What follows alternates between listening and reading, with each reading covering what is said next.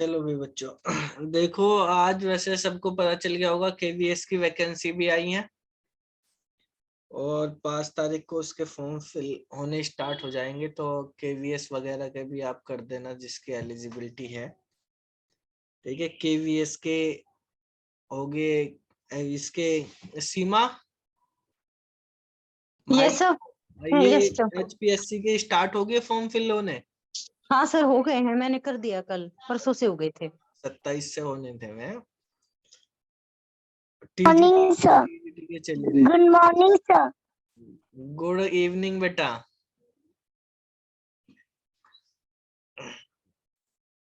तो ये सब आप कर देना। देखो बेसिकली ये भी जो है, ये तुम्हें पता ही चल गया होगा, केवीएस के भी आ गए हैं फॉर्म। ठीक है, तो केवीएस का नोटिफिकेशन भी आ ही गया है, उसको भी आप अप्लाई कर देना। केवीएस में तो सबकी एलिजिबिलिटी रहती है, केवीएस में एलिजिबिलिटी का ऐसा कोई सिस्टम रहता नहीं है। ठीक है, केवीएस में तो बीटेक वाले भी एलिजिबल हैं। ठीक है, पीजीटी के लिए। और बाकी भी यहाँ पे मैं आपको थोड़ा सा ये बता देता हूँ, देख लेना आप यहाँ से भी। जैसे अभी ये केवीएस के, इसमें तुम्हारे सारे नोटिफिकेशन पड़े हुए हैं पुराने, आप अगर देखना है यहाँ से आप देख सकते हैं। केवीएस के आपको पता ही है, अभी ये 5 तारीख से शुरू होंगे, जो एडवर्टाइजमेंट आया है अभी। ठीक है, और इसमें बेटा कंप्यूटर साइंस के अब इतनी सारी वैकेंसी आ रही है, अब भी जॉब नहीं ली तो कब लोगे ये समझो। ठीक है, केवीएस के भी निकले, एनवीएस भी है, हरियाणा में भी, डीएसएसबी में भी, इतनी सारी वैकेंसी एक साथ आ रही है। ये मैंने आपको पहले भी वीडियो में बता दिया था। ठीक है, तो क्लियरली मेंशन है पीजीटी की है वैकेंसी। अब अगर सिलेबस का, इसके क्या सिलेबस होता है, क्या मतलब एलिजिबिलिटी वगैरह, इस वाले ये न्यूज़पेपर का है। ठीक है, तो न्यूज़पेपर में भी पूरा नोटिफिकेशन नहीं आया है, तो उसमें पूरी डिटेल में इनका वो नहीं दिया हुआ। लेकिन मैं आपको बता देता हूँ कि अगर आपको केवीएस का एलिजिबिलिटी वगैरह का कोई वो करना, तो यहाँ से आप देख सकते हैं, इसमें ये पूरा केवीएस का नोटिफिकेशन है पुराने वाला। कंप्यूटर साइंस में क्या क्या चीज की रिक्वायरमेंट होती है। ठीक है, 50% मार्क्स होने चाहिए आपके, या तो आपने बी किया हो, बीटेक किया हो। ठीक है, कंप्यूटर साइंस या आईटी में। ठीक है, और यानी बी बीटेक वाले, इसमें भी बीएड वगैरह की कोई जरूरत नहीं है। ठीक है, आपने वो किया हो, या डिप्लोमा हो फ्रॉम द इंस्टीट्यूट या यूनिवर्सिटी गवर्नमेंट बाई उतने। तो डिप्लोमा जो है इक्विवेलेंट डिग्री का होना चाहिए, ऐसा नहीं है। ठीक है, जैसे मतलब डिप्लोमा का मतलब है यहाँ पे कि डिप्लोमा का भी सोचने लगे कोई बच्चा कि पोलोटेक्निक डिप्लोमा ही चल जाएगा, पोलोटेक्निक वाले डिप्लोमा की बात नहीं है। ये है पीजीडीसीए वाला, post graduate diploma in computer application होता है, वो भी यहाँ पे वैसे लिखा हुआ है। यहाँ पे post graduate diploma in computer science, BTech हो किसी भी उसमें, एमएससी कंप्यूटर साइंस, इसमें बीएससी वाले जो हैं कंप्यूटर साइंस वाले वो नहीं चलेंगे। ठीक है, एमएससी होनी चाहिए कंप्यूटर साइंस से, या एमसीए होना चाहिए। बीएससी कंप्यूटर साइंस वालों के लिए पीजीडीसीए की डिग्री होनी जरूरी है, खाली बीएससी कंप्यूटर साइंस वाले नहीं होंगे। या फिर आपके पास post graduate diploma in computer science में ये है ही अकेला, वो डिप्लोमा भी हो किसी भी सब्जेक्ट से आपने कर रखा हो। ठीक है, पोस्ट ग्रेजुएट डिग्री, तो उससे कोई मतलब नहीं है, बस आपके पास वो डिप्लोमा होना चाहिए। बी लेवल का सर्टिफिकेट हो या सी लेवल का सर्टिफिकेट हो, बी लेवल या सी लेवल ही मानने जाते हैं जो ये दो एक के साथ होते हैं। सी लेवल के लिए कुछ नहीं चाहिए, और बी लेवल के साथ पोस्ट ग्रेजुएट कोई से भी सब्जेक्ट की डिग्री हो। ठीक है, जो डीएसएसबी में टीजीटी की है उसमें ए लेवल लिया जाता है, पीजीटी में यही सी लेवल तक के आते हैं, बी लेवल के साथ पोस्ट ग्रेजुएट डिग्री होती है। तो कोई वो नहीं है इसमें। पहले जो है पिछली बार जो एड वो हुआ था एग्जाम, वो ऑफलाइन हुआ था, इस बार जो एग्जाम होना है वो ऑनलाइन होना है। ठीक है, इसमें जो पेपर का पैटर्न होता है बड़ा ही सिंपल पैटर्न होता है, वैसे अगर चेंज होगा तो नोटिफिकेशन में आ ही जाएगा। इंग्लिश और हिंदी मीडियम में दोनों में आते हैं पेपर, और इसमें लिखा हुआ है कि आपको बीएड वगैरह यहाँ कुछ नहीं है, बीएड प्रमोशन के लिए है। जैसे अगर मान लिया पीजीटी की ये पोस्ट है, पीजीटी से वाइस प्रिंसिपल या प्रिंसिपल या आगे करना, तो उसके लिए बीएड की जरूरत होती है। बीएड की नॉर्मली इस पोस्ट के लिए नहीं होती जरूरत, ठीक है। और इसमें एग्जाम का पैटर्न आपको पता है, पिछली बार जो पेपर हुआ था उसमें 90 जो है क्वेश्चंस कंप्यूटर के क्वेश्चन थे, ठीक है। ये देखो आपको बता दें, उसमें 10 जनरल में भी आते हैं, और पेपर का पैटर्न जो आता है केवीएस का, पोस्ट ग्रेजुएट टीचर का, ये है। इसमें बेटा आपका रहता है 150 मिनट का पेपर होता है, ठीक है, 2.5 घंटे का, 185 क्वेश्चन होते हैं, और जनरल हिंदी, जनरल इंग्लिश, ठीक है, 10-10 क्वेश्चन ये आते हैं। और ये जो है हिंदी वगैरह क्वेश्चन फिक्स है उसी तरह के, इनके के किस सब्जेक्ट उस टॉपिक से आते हैं, जैसे आपके संधि आ गई, ठीक है, अलंकार आ गए, इस तरह के क्वेश्चन, एरर वगैरह फाइंड करने के वो हो गए।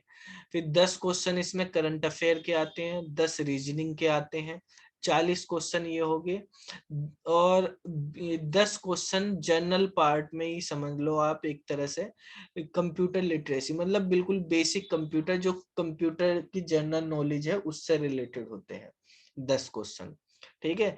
ये पैडागोजी होती है। फिर उसके बाद 20 नंबर की आती है, इसमें 20 क्वेश्चन इसमें दिया भी है, पैडागोजी में क्या क्या आते हैं, किस तरह के, ये सभी सब्जेक्ट के लिए होता है कॉमन। मतलब आप यहाँ पे देख रहे हैं 70 नंबर का एक कॉमन हो गया, 80 नंबर का आपका सब्जेक्ट का होता है। तो जैसे कंप्यूटर की अगर हम बात करें, आप कंप्यूटर वाले 80 नंबर का सब्जेक्ट और 10 नंबर का general computer, 90 number total computer से हो जाते हैं। और ये 10 तो सबके सही होते हैं कंप्यूटर वालों के, तो ये तो बड़े सिंपल से आते हैं ये सब। उसके बारे में दिया हुआ है पैडागोजी का सिलेबस, ये डीएसएसबी में आता है, जो इन्होंने सिलेबस दिया हुआ है ये क्या आता है डीएसएसबी का, या बाकी में भी कंप्यूटर साइंस वालों की भी नॉर्मल पैडागोजी का यही सिलेबस आता है, इनसे क्वेश्चंस पूछे जाते हैं। बाकी सब्जेक्ट के 80 क्वेश्चंस आते हैं, और उसके बाद मेरिट लगती है। फिर आपका 60 नंबर का इंटरव्यू होता है, ठीक है, कहीं पे भी सेंटर पड़ जाता है, इंटरव्यू होता है। इंटरव्यू के बाद जो है ये सारा आपका चेंज हो जाता है, जैसे 60 नंबर का इंटरव्यू है तो वो 15 नंबर में कन्वर्ट हो जाता है, और आपका 150 नंबर का ये पेपर जो है 85 नंबर में कन्वर्ट होकर 100 में से फिर फाइनल मेरिट बनती है, ठीक है। फाइनल मेरिट देखो 85 और 15 के बेस पे, यानी 85% वेटेज रिटन टेस्ट का होता है, 15% वेटेज जो है इंटरव्यू का होता है। तो जिसके रिटन में समझ लो अच्छी रैंक पे आ गया, अच्छे उसमें आ गया, तो इंटरव्यू में थोड़ा बहुत कम भी है तो वो चल जाएगा, ठीक है। इंटरव्यू में भी नंबर मिल ही जाते हैं वैसे, जिसका ज्यादा ही बेकार जा रहा तो बात अलग है, नहीं तो 30 से 60 के बीच में नंबर आ जाते हैं, ठीक है। तो अगर आपके 60 नंबर आ रहे हैं, 60 में 60 तो 15 बन गए, अगर 30 आ गए तो आपके 7 नंबर का डिफरेंस हो जाएगा। अगर रिटन में आप अच्छे नंबर ले आए तो हो जाता है उसमें क्लियर, ठीक है। बाकी में देखो इसी तरह का कोई वो नहीं है, इसमें सिलेबस वगैरह भी सब यहाँ दिया, पेपर पैटर्न इसी तरह का पेपर पैटर्न आने की उम्मीद है कि इसी तरह का पेपर पैटर्न रहेगा, बस ऑनलाइन कर दिया जाएगा, ठीक है। बाकी 5 तारीख को नोटिफिकेशन वगैरह इसका आ ही जाएगा, और ऑनलाइन अप्लाई होना शुरू हो जाएगा। तो सभी बच्चे जो भी एलिजिबल हैं इसको कर देना भाई, ठीक है। चलो, अब किसी को कुछ पूछना हो इससे रिलेटेड तो पूछ सकते हैं, नहीं तो हम आगे क्वेश्चन शुरू करेंगे कुछ।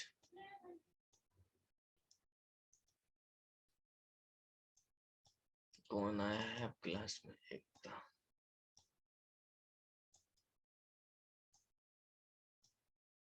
एज के बारे में बेटा, इसमें एज जो है 40 साल की एज है। एज का इसमें नीचे सबके लिए रखा होगा, 40 साल एज होती है बेसिकली, जनरल कैटेगरी वालों के लिए भी 40 साल की एज है। इसमें फीस जो है 1000 रुपये दी हुई है जैसे, ठीक है। और ये पिछली बार है, एज का जो है 40 साल होती है, इसमें ऐसे कोई वो नहीं है, ठीक है। सीटेट का सर्टिफिकेट केवीएस में कंप्यूटर वालों को नहीं चाहिए, बाकी जो है उनको ही सीटेट वगैरह का सर्टिफिकेट चाहिए होता है, बाकी को नहीं चलेगा। बाकी जो कंप्यूटर वाले उनको तो कोई जरूरत नहीं, ना सीटेट की जरूरत ना बीएड की जरूरत, कुछ नहीं होती। हम सर हाँ बेटा। सर जैसे एचपीएससी वाले फॉर्म है, हाँ, उसमें ये एक 10th का पासिंग सर्टिफिकेट मांग रखा है, वो क्या है? 10th का पासिंग सर्टिफिकेट, 10th में आपको सर्टिफिकेट मिलता होगा ना, मार्कशीट और सर्टिफिकेट। वो तो मार्कशीट ही है, बस एक ही चीज है। कौन से बोर्ड से हो? हरियाणा बोर्ड से। अच्छा, हरियाणा बोर्ड से हो तो मार्कशीट और सर्टिफिकेट एक ही मिलता है वहाँ 10th में, अलग अलग नहीं आते हैं, तो वही लगा बस दो जो। एक ही आया है सेम ही मार्कशीट। है, सेम ही है। अच्छा, हाँ, अब तो सीबीएसई में भी एक ही देने लगे। कोई नहीं, जो एक आ रहा है एक ही लगा दो, वही लगा दो जो मार्कशीट आई हुई है, ठीक है, उसको ही लगा दो। दोनों जगह ही लगा दें, जैसे डॉक्यूमेंट हाँ में भी वही लगा दें और वहां भी। हाँ, उसमें भी बेसिकली क्या है, जैसे यूपी बोर्ड वगैरह ना, उनमें ये होती है, उसमें एक सनद आती है, एक मार्कशीट आती है। सनद मतलब वही सर्टिफिकेट होता है, ठीक है, वहां पे अलग अलग आते हैं। तो कुछ बोर्ड में अलग आते हैं, किसी में एक ही करते हैं, तो दोनों में एक ही लगा दो, ठीक है, तो उसमें कोई ओके प्रॉब्लम नहीं है। सर हाँ बेटा। सर इसमें पीआरटी की भी निकली है क्या केवीएस में? केवीएस में पीआरटी वगैरह की तो देख लो, ये निकली हुई है इसमें बेटा। एक तो असिस्टेंट कमिश्नर है, प्रिंसिपल की निकली हुई है, वाइस प्रिंसिपल की है, और ये पीजीटी हो गई, TGT, librarian. PRT primary teacher में म्यूजिक टीचर की है, बाकी फाइनेंस ऑफिसर है, म्यूजिक टीचर ही है, बाकी नहीं है।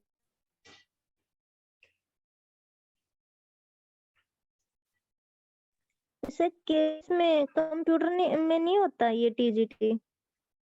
केवीएस में बेटा अभी बाकी जगह नहीं होता है, केवल यहीं पे हो रहा है। राजस्थान वालों ने कराए जूनियर सीनियर, बाकी ये करा रहे हैं डीएसएसबी वाले, वहां पे तो पीजीटी चलता है, बाकी कॉन्टेक्ट पे ही चलते हैं अभी, तो वे नहीं होते हैं। चलो कुछ क्वेश्चंस कर लेते हैं। अब ये वाला क्वेश्चन है, चलो बेटा देखो इस क्वेश्चन को समझते हैं। इसमें लिखा in the given 2 bit binary counter, ठीक है। बहुत सारे क्वेश्चन डीएसएसबी में डिजिटल इलेक्ट्रॉनिक से आए हुए हैं।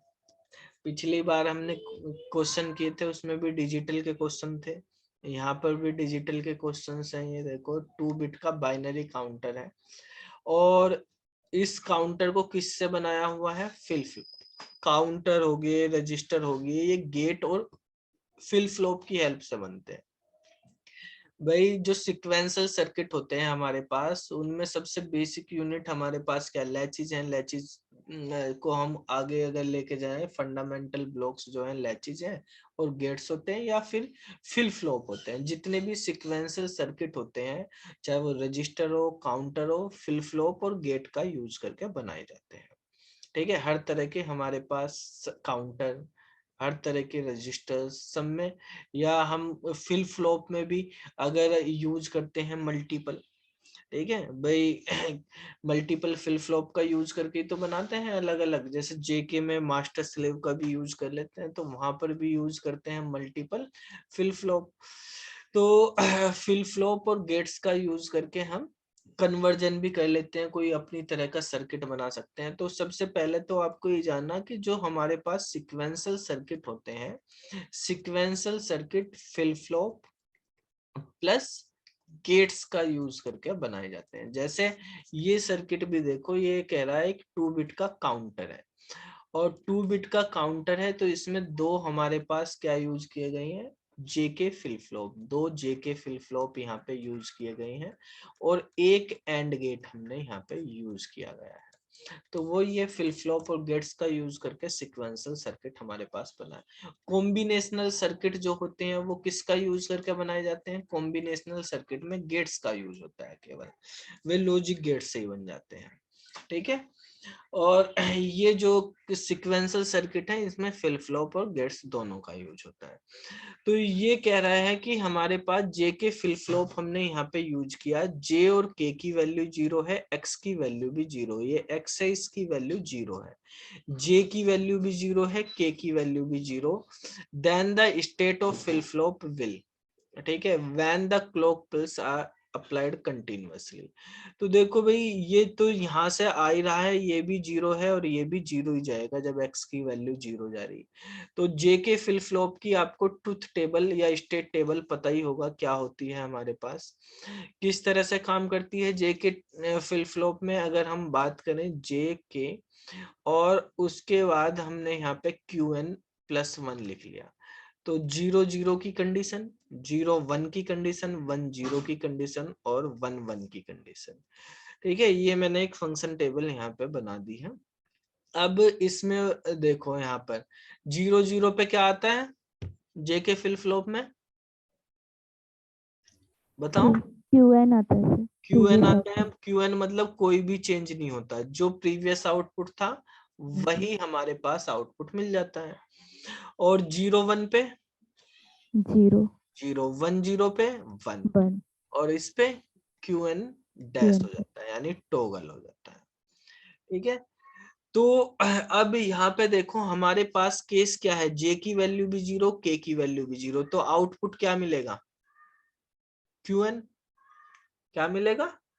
Qn मिलेगा। तो यहाँ पर हमारे पास आउटपुट हो गया Qn। Qn का केस आप समझ लो क्या है भाई। अब हमें बाकी केस का तो इन तीनों केसों से तो हमें मतलब है नहीं, यहाँ पे मतलब है JK और Qn से और Qn+1 से। तो ये 0 0, ये भी 0, ये 0 0, ये 1, तो 0 ही आ रहा है। अगर Qn 0 है तो 0 ही मिल रहा, 1 है तो 1 मिल रहा, ठीक है। अब यही वाली वैल्यू हमारे पास यहाँ पर जाएगी, कहां पर? इस वाले गेट पर। तो मान लिया ये 0 है, Qn की वैल्यू 0 भी हो सकती है 1 भी हो सकती है। अगर ये 0 है तो यहाँ पर क्या निकल के आएगा बेटा? एंड गेट में 0 0 जाएगा तो क्या मिलेगा? 0। अगर ये 1 होगा तो यहाँ पे 1 जाएगा, 1 जाने पे क्या मिलेगा एंड गेट में? 0 ही मिलेगा उसमें। तो दोनों केस में 0, क्योंकि एक भी 0 होती 0 x तो 0 ही रहना, तो यहाँ तो 0 ही रहेगा। तो इसका मतलब ये वाला j हमेशा ही 0 हो गया और ये वाला k भी 0 ही हो गया, ये इससे ही आ रहा। तो फिर 0 0 का केस बन गया, तो फिर से 0 0 का केस बन गया। तो यहाँ पे क्या निकल के आएगा? फिर 0 0 पे मतलब Qn ही आएगा यहाँ पे। तो Qn आ रहा मतलब कोई भी चेंज नहीं हुआ है, ठीक है। तो हमारे पास हर केस में Qn ही निकल के आ रहा, a की वैल्यू भी और b की वैल्यू भी Qn ही आ रही है, ठीक है। तो अब आप इसमें यहाँ पे बेटा आंसर हो जाएगा हमारे पास नॉट चेंज, कुछ भी चेंजेस नहीं होंगे, ठीक है। समझ आ गई बात? अब देखो नेक्स्ट क्वेश्चन समझ लेते हैं।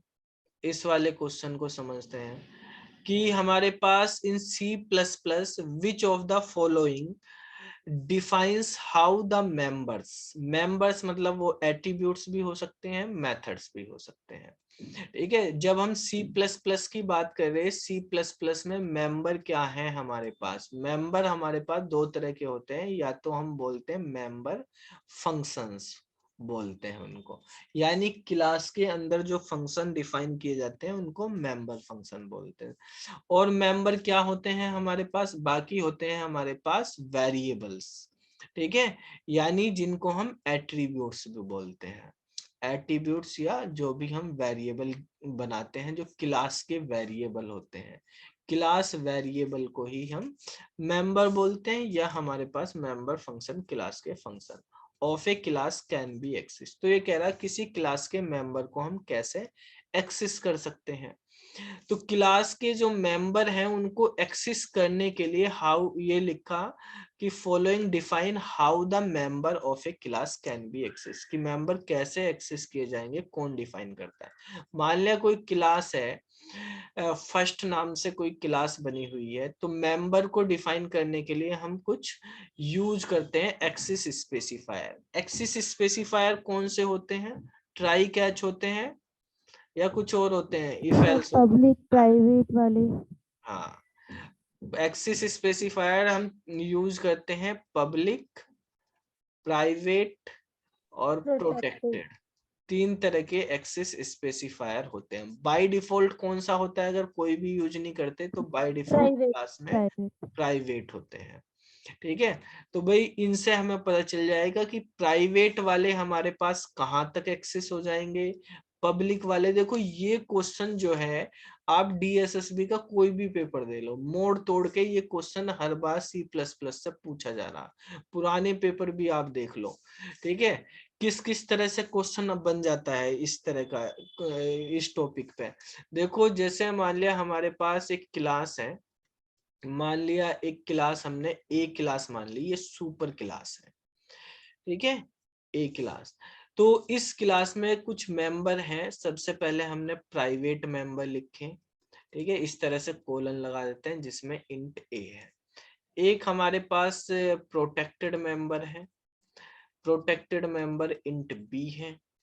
ठीक है, और एक हमारे पास यहाँ पे पब्लिक मेंबर है और पब्लिक इंट सी है। मान लिया 3 मेंबर है, इसके वेरिएबल ही ले लिए हमने अभी।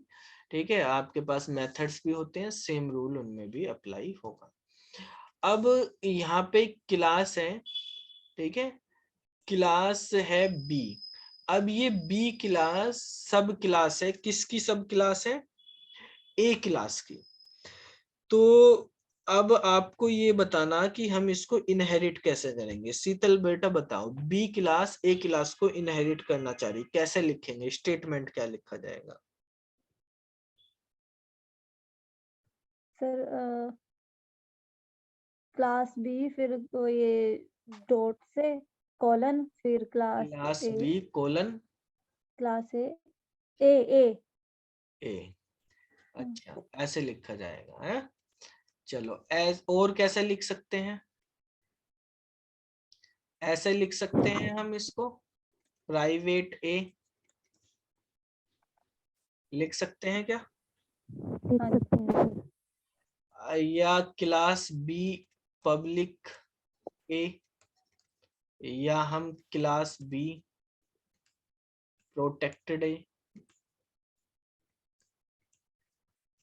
ऐसे भी लिख सकते हैं। तो ये वाली जो स्टेटमेंट है, ये इन तीनों में से किसके इक्विवेलेंट है? प्राइवेट वाले के, पब्लिक के, या प्रोटेक्टेड वाले के? किसके इक्विवेलेंट होगी? प्राइवेट। प्राइवेट वाले के, यानी ये स्टेटमेंट और ये स्टेटमेंट तो दोनों सेम है। अब ये जो प्राइवेट, पब्लिक और प्रोटेक्टेड है, इनको क्या बोलते हैं? इनको यहाँ पे क्या बोलेंगे? ये क्लास के क्या है? विकास कैमरा बंद करो भाई। हाँ, क्या बोलेंगे इनको बेटा? नहीं पता? अभी तुम्हारा एचटेट का पेपर है कुछ दिनों बाद, कितनों का, तो ये पढ़ रहे हो। इनको बोलते हैं विजिबिलिटी मोड। Visibility mode. तो देखो, एक अभी क्वेश्चन में दिखाया था आपको, वहां पे एक्सिस स्पेसिफायर, तो पब्लिक, प्राइवेट, प्रोटेक्टेड को हम बोलते हैं एक्सिस स्पेसिफायर जब हम यहाँ पे इनको यूज कर रहे हैं। वैसे तो ये एक्सिस स्पेसिफायर है, लेकिन जब हम इनको इनहेरिटेंस में इस तरीके से यूज करते हैं तो ये क्लास का विजिबिलिटी मोड बताते हैं, एज ए विजिबिलिटी मोड। तो क्लास का बाय डिफॉल्ट विजिबिलिटी मोड भी प्राइवेट ही होता है, और विजिबिलिटी मोड के अकॉर्डिंग हमारे पास डिफाइन होते हैं कि जो हमारी सुपर क्लास है उसके मेंबर सब क्लास में किस तरीके से यूज किए जाएंगे, वो विजिबिलिटी मोड बताता है। अब जैसे मान लिया एक क्लास बी है, इस क्लास में भी हमारे पास जो सेक्शन बने हुए हैं वो उसी तरह से हैं, जैसे प्राइवेट, इसमें इंट डी लिखा हुआ है। एक है प्रोटेक्टेड, इसके अंदर जो है इंट ई लिखा हुआ है। एक है हमारे पास प्राइवेट, तो हो ही गया ऊपर पब्लिक, और पब्लिक के अंदर जो है इंट एफ लिखा हुआ है। तो अगर मैं इसको इनहेरिट करता हूं इस तरीके से कि क्लास बी, ठीक है, कोलन ए, तो बताओ ये ए बी सी कहां पर आएंगे? A B sir C private वाला प्राइवेट पे आएगा। ये तो कहीं भी नहीं आएगा सर। सर प्राइवेट वाले तो होंगे ही। सर ए तो होगा प्राइवेट नहीं, बी वाले और सी। इनहेरिट ही नहीं होते बेटा, प्राइवेट वाले प्राइवेट में हाँ, कहाँ से आ जाएंगे? प्राइवेट वाला तो किसी भी तरीके से आप इनहेरिट नहीं कर, इनहेरिट होगा। हाँ तो ए तो आएगा ही नहीं। हाँ, सर, बी और सी बी प्राइवेट और में सी चले प्राइवेट में आ जाएंगे। बी और सी ये भी यहीं पे आ जाएंगे, इंट बी और इंट सी।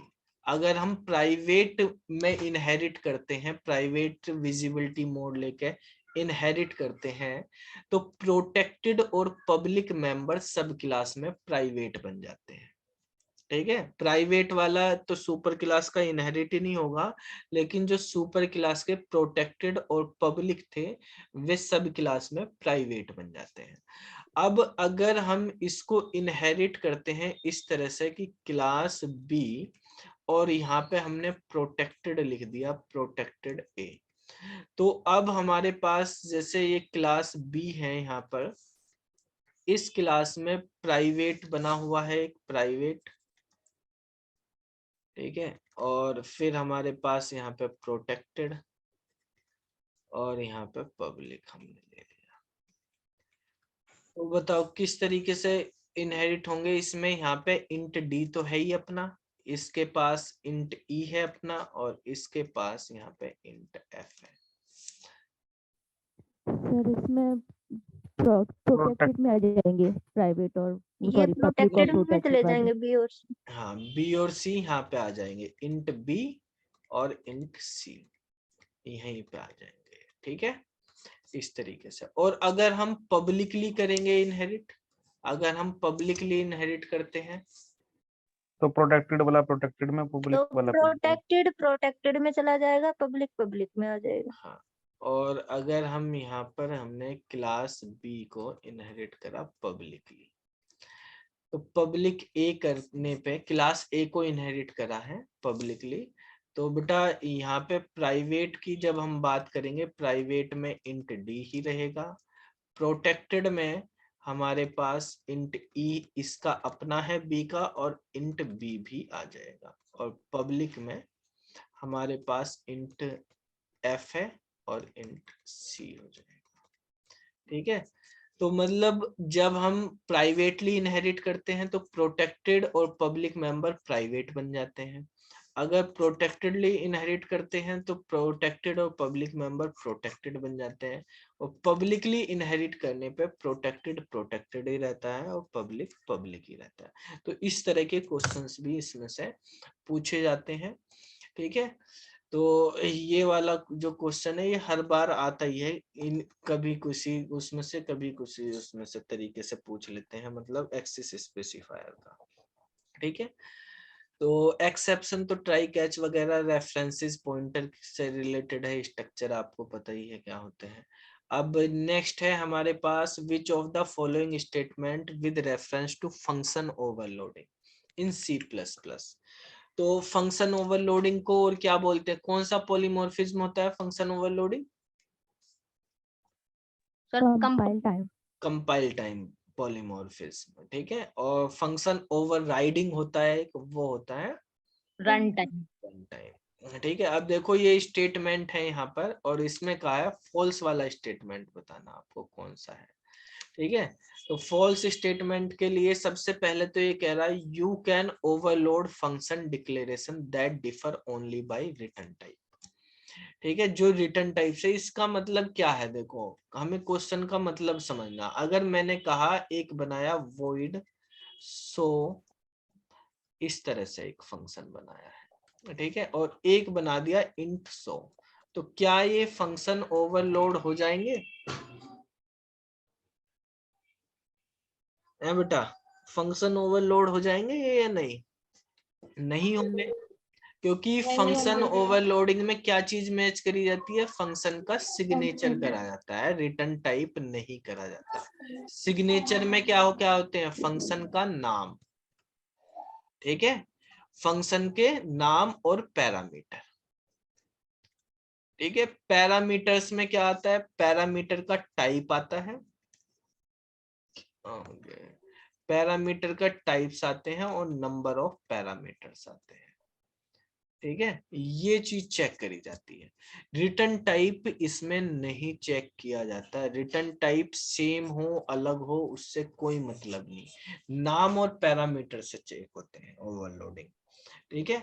तो ये वाला स्टेटमेंट इसीलिए गलत है, हमारे पास फॉल्स है, इसीलिए ये वाला आंसर हो गया। इसने कहा कि फंक्शन ओवरलोडिंग के लिए आप रिटर्न टाइप ही देखते हो, केवल रिटर्न टाइप सेम भी हो, लेकिन फंक्शन के जो है हमारे पास, ये देखो फंक्शन का नाम क्या होना चाहिए, फंक्शन का नाम जब हम देखते हैं फंक्शन का नाम सेम होना चाहिए। ओवरलोड जब हम कर रहे हैं फंक्शन का नाम सेम होता है और उसके पैरामीटर जो है वो हमारे पास टाइप से या नंबर ऑफ पैरामीटर से डिफरेंट होते हैं। जो रिटर्न टाइप है वो सेम हो या डिफर हो उससे कोई मतलब नहीं है, ठीक है। अब अगर मैं यहाँ पे एक दूसरा फंक्शन बना देता हूँ int सो और उसमें लिख देता हूँ int a, तो ये ओवरलोड हो जाएगा। इसको इसके साथ भी ओवरलोड कर सकते हैं, इसको इसके साथ भी ओवरलोड कर सकते हैं, लेकिन ये दोनों ओवरलोड नहीं होंगे, पैरामीटर सेम हो गया। अगर मैंने एक लिख दिया int सम, ठीक है, और यहाँ पे लिख दिया int b, int a, int b, तो ये किसके साथ ओवरलोड होगा, ये किसी के साथ भी ओवरलोड नहीं होगा। ओवरलोड में फंक्शन का नाम सेम होता है, ठीक है। तो ये तो सम नाम का फंक्शन नाम ही अलग है, तो क्या मतलब। अब देखो दूसरे वाले ऑप्शन में क्या कहा, the process of selecting the most appropriate overloaded function और operator is called overload resolution. अब कौन सा हमारे पास मोस्ट अप्रोप्रिएट, जब हम फंक्शन कॉलिंग करते हैं तो कॉलिंग में अगर सेम नाम के मल्टीपल फंक्शन आ रहे तो कौन से वाले को कॉल करना है, ये ढूंढना, ये सर्च करना, इसी प्रोसेस को फंक्शन रिजोल्व या ओवरलोड रिजोल्यूशन बोलते हैं, ठीक है। क्या बोलते हैं, ओवरलोड रिजोल्यूशन। कि भाई अगर मैंने कॉल किया है, मैंने कॉल किया है सो को, तो सो को कॉल करने में हमारे पास अगर ये दो हम यूज कर रहे तो ये वाला कॉल होगा, ये दो यूज कर रहे तो ये वाला कॉल होगा, और अगर मैं कॉल कर रहा हूँ सो के अंदर 5 लिख के तो हमारे पास जो है ये वाला कॉल होगा, ठीक है। तो इस तरीके से हमारे पास अगर मान लिया एक फंक्शन बना हुआ है void show नाम से और इसमें खाली लिखा हुआ है इसी तरह से, ठीक है, और एक हमने लिखा है void show जिसमें एक पैरामीटर पास किया हुआ है, और दूसरा तीसरा है void show जिसमें हमने दो पैरामीटर पास किए हैं int a int b। तो अब जब हम कॉल करेंगे तो अगर हम खाली 100 को कॉल करते हैं तो पहले वाला कॉल होगा, अगर हम 100 के साथ 5 को कॉल करते हैं तो दूसरा, 100 के साथ 5 और 10 को कॉल करते हैं तो तीसरा होगा। तो यही चेक करना क्या कहलाता है, ओवरलोड रिजोल्यूशन कहलाता है। इसमें कहा function overloading can also be treated as compile time polymorphism भी कहते हैं, ये भी सही है, ये भी सही है। There should be difference in the number of और काइंड ऑफ पैरामीटर। ये कह रहा है कि डिफरेंस जो है हमारे पास नंबर ऑफ पैरामीटर से भी हो सकता है, पैरामीटर के टाइप से भी हो सकता है। अगर आप void show में पास कर देते हैं, कोई कैरेक्टर पास कर देते हैं, फ्लोट पास कर देते हैं, एरे पास कर देते हैं, कुछ और, तो वो अलग हो जाएगा। जैसे आपने कोई फ्लोट में कर दिया यहाँ पे a, तो उसके लिए अगर आप यहाँ पे 100 में 6.5 कर रहे हो तो उस तरह की वैल्यू हो जाएगी, ठीक है। तो ये हमारे पास इस तरीके से यूज करे जाते हैं फंक्शन ओवरलोडिंग में। क्वेश्चन नंबर 3 के बाद है 4th वाला है। इसमें कहा है in design process of sequential circuit this circuit is specified by that relate output and next state as a function of input and present state. देखो क्वेश्चन में कहा है कि ऐसी टेबल क्या कहलाती है जिसमें हमारे पास जो आउटपुट है, आउटपुट में हम नेक्स्ट स्टेट लिखेंगे और इनपुट में जो है हमारे पास एक तो इनपुट होंगे, जैसे मान लिया आप जे के फ्लिप फ्लॉप ही बना रहे हो तो जे और के ये इनपुट हो गए, और प्रेजेंट स्टेट भी लिखोगे यानी क्यू एन, और आउटपुट में आपके पास नेक्स्ट स्टेट होगी क्यू एन प्लस वन। ठीक है, तो इस तरह की टेबल को क्या कहलाती है, ट्रुथ टेबल ही बनाते हैं। एक तो ये टेबल बनाते हैं हम फ्लिप फ्लॉप जब बनाते हैं। एक टेबल हमारे पास इस तरह की भी होती है जिसमें जे और के लिखते हैं और यहाँ पे क्यू एन प्लस वन ही लिख दिया, ये भी तो टेबल होती है। एक टेबल हमारे पास ऐसी भी बनती है क्यू एन और क्यू एन प्लस वन यहाँ होते हैं और फिर जे और के यहाँ होते हैं, एक टेबल ये भी होती है। तो बताओ ये वाली टेबल ट्रुथ टेबल कहलाती है या ट्रुथ टेबल को ही हम स्टेट टेबल भी बोलते हैं। ठीक है, तो ये होगी। ये वाली टेबल क्या कहलाती है, फंक्शन टेबल। Function table. अच्छा, और ये वाली table excitation table. Excitation table. Characteristic table कौन सी कहलाती है,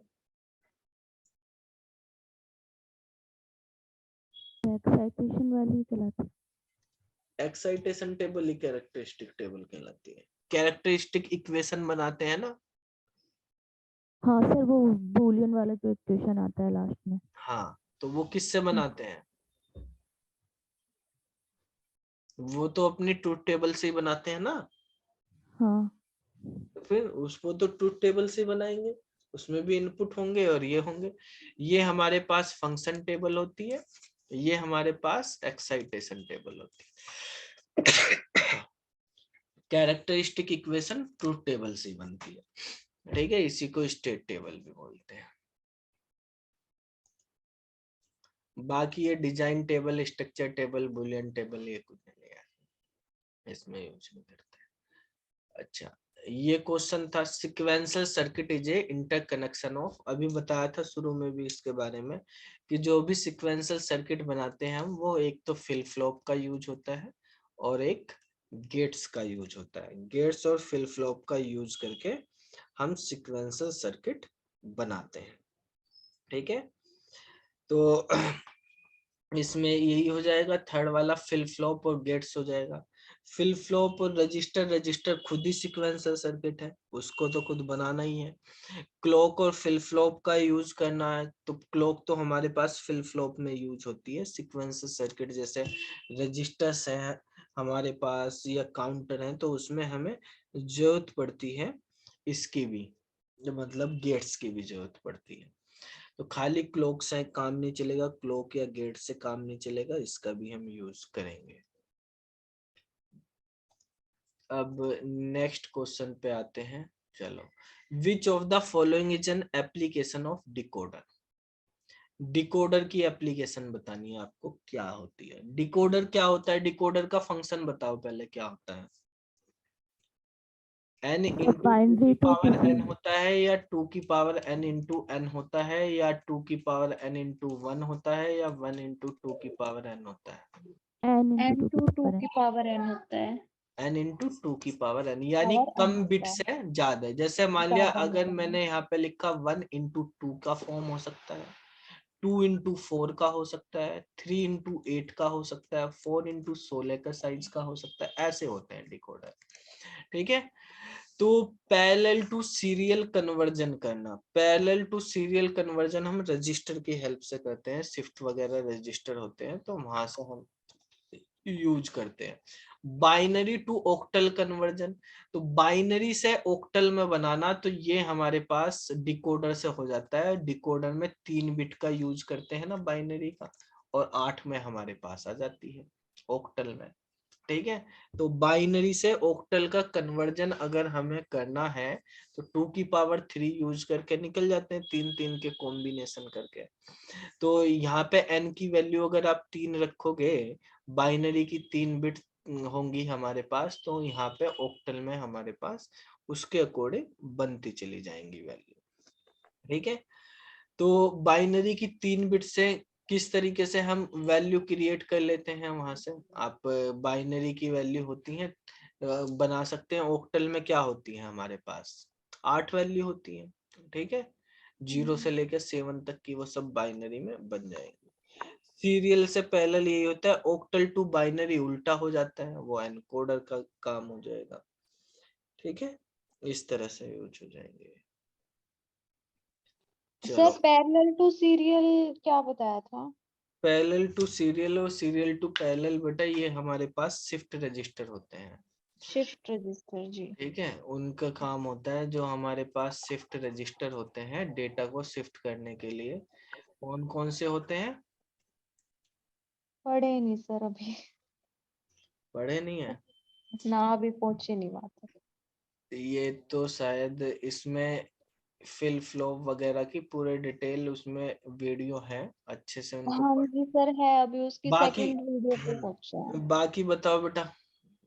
स्टार्ट करा है प्रियंका, सर। प्रियंका तुम बताओ कौन कौन से होते हैं shift register? Right sir, right shift. अरे वो शिफ्ट रजिस्टर थोड़ी है, राइट शिफ्ट लेफ्ट शिफ्ट है। सीरियल इन सीरियल आउट वाले। हाँ, वो serial in serial out, parallel in parallel serial out, in serial out, serial in SIPO parallel out, SISO parallel in serial out, parallel, और bi parallel in directional, parallel unidirectional, universal. Out, ये सब हमारे पास है। तो parallel to serial वाला जो कौन सा हो गया, पीसो, ठीक है, ये वाला। और सीरियल टू पैरेलल मतलब सीपो, ये एग्जांपल थे, ये रजिस्टर में होता है। अच्छा, with reference to computer arithmetic, computer arithmetic के रेफरेंस में आपको बताना है, यानी कंप्यूटर अर्थमेटिक मतलब बाइनरी नंबर को आप ऐड वगैरह कर रहे हैं, तो 2 नंबर है n डिजिट के, ठीक है, ऐड कर रहे, सम जो है n+1 डिजिट का आ गया। चलो ये नॉर्मली भी समझ लो, मान लिया मैंने 9 और 2 और 7 और 6 को ऐड करा, ठीक है, तो देखो 2-2 डिजिट के नंबर है, लेकिन सम जो है 3 डिजिट का आ गया, तो ये 1 क्या कहलाएगा? ओवरफ्लो।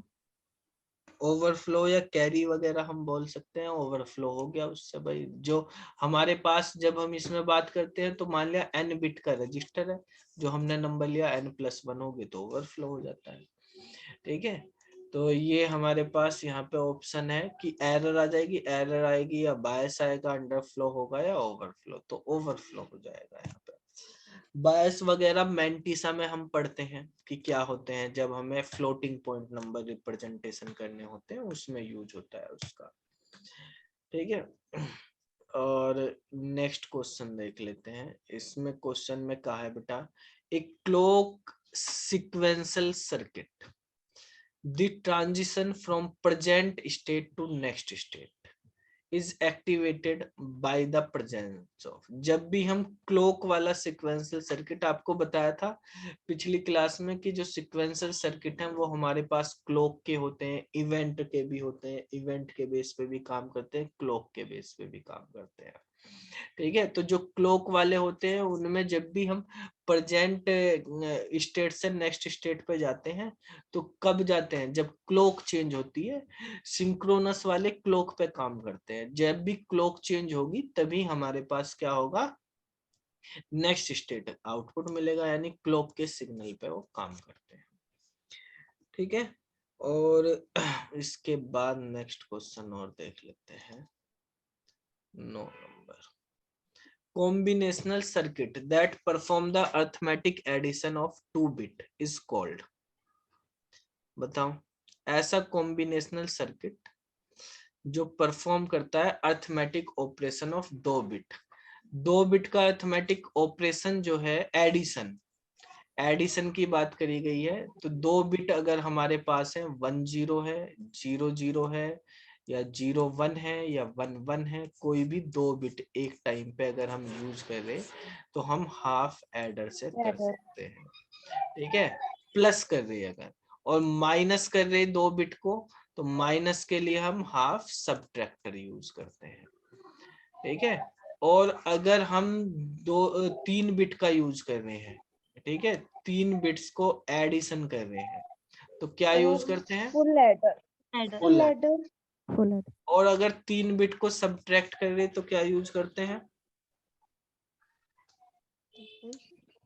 3 बिट को कहाँ करते हैं सब्ट्रैक्ट?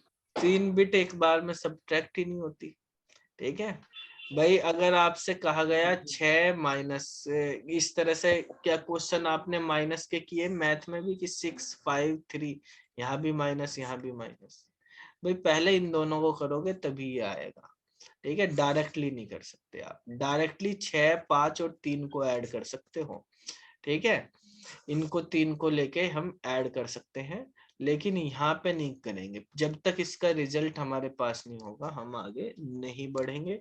और दो दो को ही करने, नहीं तो एरर भी आ सकती है कौन सा कब करना है। इनको तो आगे पीछे कैसे भी कर दो कोई फर्क नहीं, इनको आगे पीछे करने से गड़बड़ हो जाएगी।